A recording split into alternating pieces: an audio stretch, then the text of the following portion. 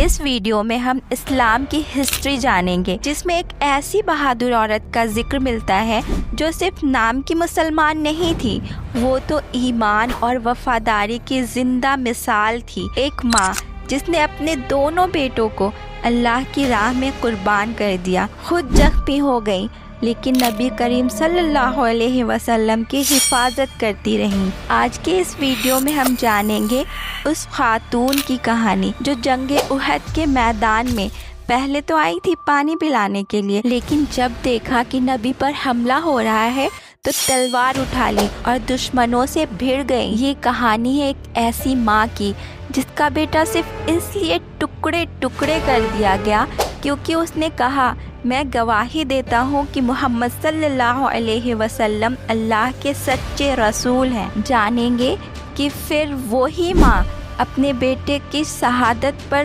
صبر کرتی ہے اور کیسے اس کے قاتل سے بدلہ بھی لے لیتی ہے۔ یہ ایمان کی ایک ایسی مثال تھی جسے دنیا خاتون احد کے نام سے یاد کرتی ہے۔ یہ ہے حضرت ام عمارہ رضی اللہ تعالی عنہا، جن کا نام سن کر آج بھی بہادری سلام کرتی ہے ان کو۔ اس ویڈیو کو آخر تک ضرور دیکھیے کیونکہ یہ صرف ایک کہانی نہیں، یہ ایمان، صبر اور قربانی کی وہ مثال ہے جو ہر امتی کے دل کو جھکجھور کر رکھ دے گی۔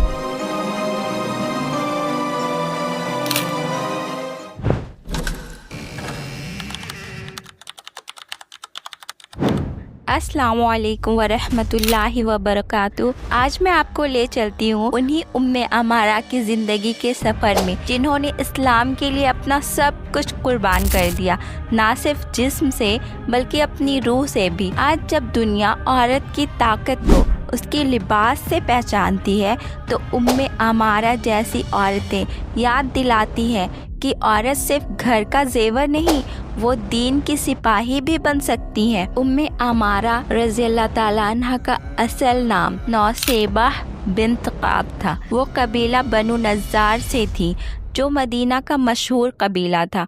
ان کے شوہر کا نام زید بن عاصم تھا۔ ان کے 2 بیٹے تھے، عبداللہ اور حبیب۔ دونوں نے اسلام کی راہ میں بڑی قربانیاں دی۔ نبی صلی اللہ علیہ وسلم کی ہجرت کے 30 سال احد کی لڑائی ہوئی۔ حضرت ام عمارہ رضی اللہ تعالیٰ عنہا بھی اس لڑائی میں شریک ہوئی اور ایسی بہادری، جانثاری اور ثابت قدمی دکھائی کہ تاریخ میں خاتون احد کے لقب سے مشہور ہو گئیں۔ جنگ احد میں جب تک مسلمانوں کا پلڑا بھاری رہا، ام عمارہ رضی اللہ تعالیٰ عنہا دوسری عورتوں کے ساتھ مشکیزوں میں پانی بھر بھر کر مجاہدوں کو پلاتی تھیں اور زخمیوں کی دیکھ بھال کرتی تھی۔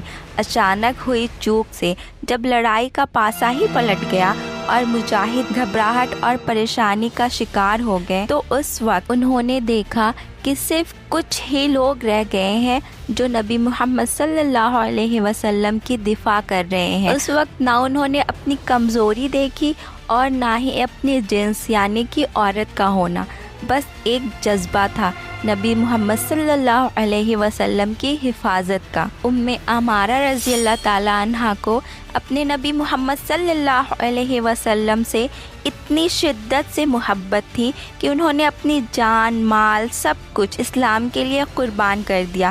ان کا جذبہ اتنا روشن تھا کہ حضرت عمر رضی اللہ تعالیٰ عنہ جیسے عظیم صحابی بھی ان کی عزت کرتے تھے، ان کا نام ادب سے لیتے تھے۔ اسلام کے دشمن بار بار نبی محمد صلی اللہ علیہ وسلم پر حملہ کرنے کی کوشش کر رہے تھے، لیکن ام عمارہ رضی اللہ تعالیٰ عنہا اور دوسرے مجاہد انہیں تیر اور تلوار سے روکتے رہے۔ یہ بڑا نازک وقت تھا، بڑے بڑے بہادروں کے قدم لڑکھڑا گئے تھے، لیکن یہ شیر دل خاتون ثابت قدمی کا پہاڑ بن کر لڑائی کے میدان میں ڈٹی ہوئی تھی۔ اتنے میں ایک مشرک ان کے سر پر وار کرتا ہے۔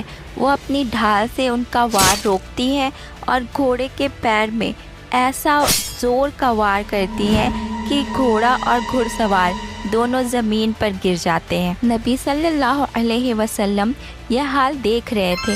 آپ صلی اللہ علیہ وسلم نے ام عمارہ رضی اللہ تعالیٰ عنہا کے بیٹے عبداللہ کو پکار کر فرمایا، عبداللہ اپنی ماں کی مدد کر۔ وہ فوراً ادھر لپکے اور تلوار کی ایک ہی وار سے اس مشرک کو قتل کر ڈالا۔ ٹھیک اسی وقت ایک دوسرا مشرک تیزی سے ادھر آیا اور حضرت عبداللہ رضی اللہ تعالیٰ عنہ کا بایاں ہاتھ زخمی کرتا ہوا نکل گیا۔ حضرت ام عمارہ رضی اللہ تعالیٰ عنہ نے اپنے ہاتھ سے عبداللہ کی پٹی کی اور پھر فرمایا، بیٹے جاؤ اور جب تک جسم میں جان ہے لڑو۔ نبی محمد صلی اللہ علیہ وسلم نے ان کی جانشاری دیکھ کر فرمایا، اے ام عمارہ، جیسی طاقت تم میں ہے کسی اور میں کہاں ہوگی؟ اسی درمیان وہی مشرک جس نے عبداللہ رضی اللہ تعالیٰ عنہ کو زخمی کیا تھا پلٹ کر پھر آیا۔ نبی محمد صلی اللہ علیہ وسلم نے ام عمارہ رضی اللہ تعالیٰ عنہ سے فرمایا، ام عمارہ سنبھلنا، یہ وہی بد نصیب ہے جس نے عبداللہ کو زخمی کیا تھا۔ ام عمارہ رضی اللہ تعالیٰ عنہ بڑے جوش سے ان کی طرف جھپٹی اور تلوار کا ایسا وار کیا کہ وہ دو ٹکڑے ہو کر نیچے گر پڑا۔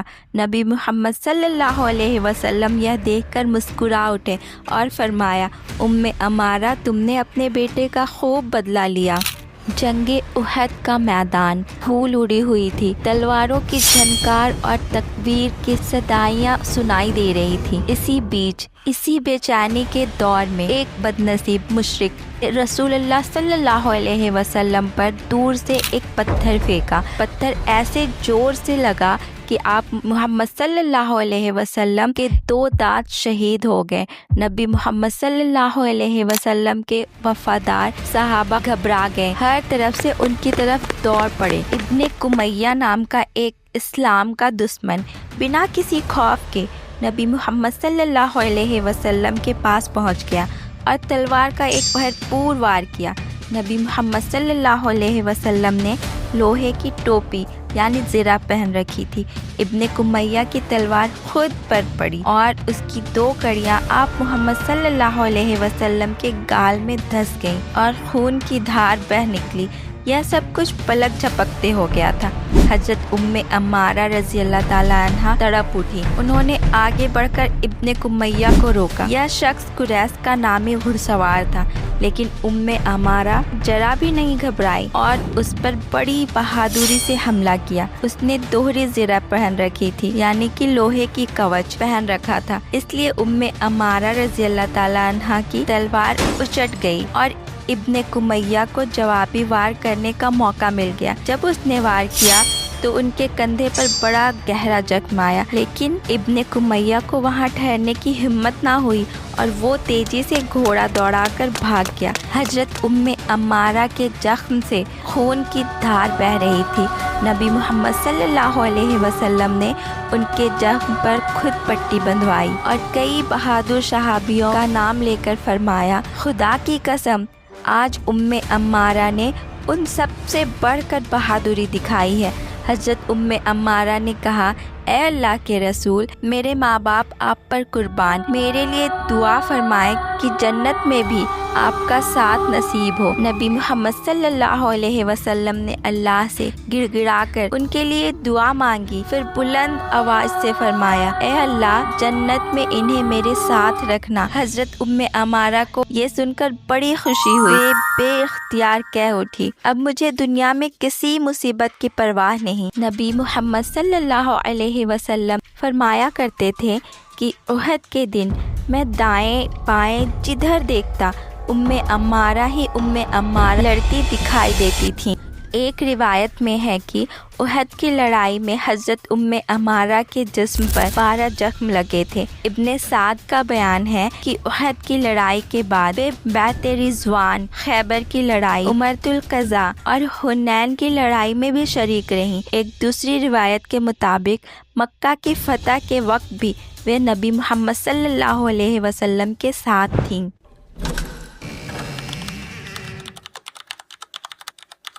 11 ہجری میں جب ایک گمراہ شخص مسلمہ القزاز، جسے تاریخ میں جھوٹا نبی کہا گیا ہے، اس نے اسلام کے خلاف بغاوت کا جھنڈا اٹھایا۔ وہ نبی محمد صلی اللہ علیہ وسلم کے آخری دنوں میں اسلام کو چھوڑ بیٹھا تھا اور کفر اپنا لیا تھا۔